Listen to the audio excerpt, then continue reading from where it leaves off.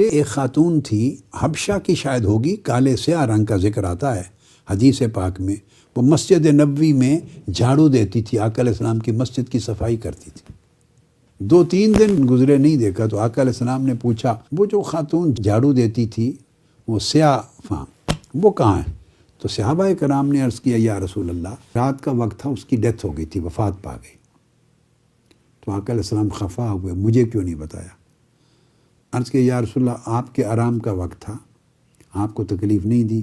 تو صحابہ نے، ہم نے جا کے جنازہ پڑھ کے دفن کر دی.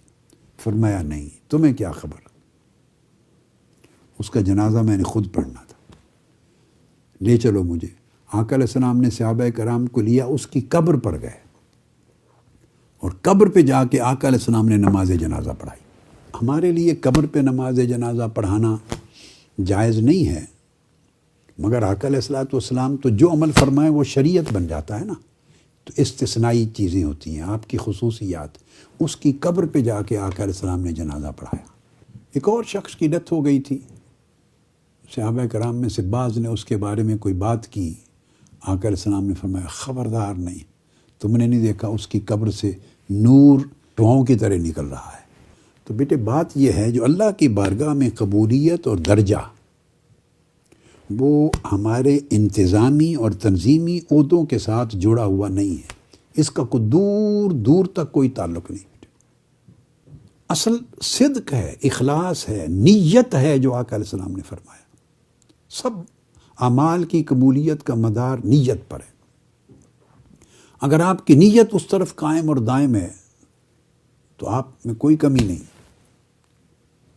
باقی ذمہ داریاں جو ملیں وہ اس میں تغیر تبدل لائف ہے، انسان کا ہوتا رہتا ہے. بس جو آدمی اس وقت ڈسٹرب نہ ہو، اس نے صحیح استقامت پائی ہے.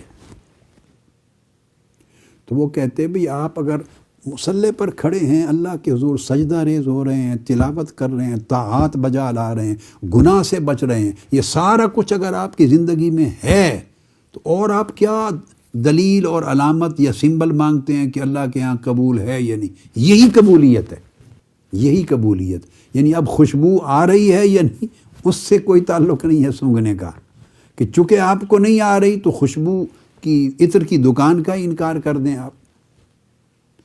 اب آپ کو خوشبو آنا بند ہو گئی تو آپ کہیں یہ عطر کی دکان ہی نہیں رہی، ہم تو آئے تھے عطر کی دکان میں، اس وقت بڑی خوشبوئیں تھیں، اب خوشبو ہی نہیں ہے. اب آپ کو خوشبو نہیں آ رہی، اس کے ریزنز ہیں. کبھی ایسا ہو جاتا ہے کہ بندے کو نزلہ زکام ہو جاتا ہے، نوز بلاک ہو جاتا ہے، تو اس کو وہ خوشبو آتی ہی نہیں ہے اس کو.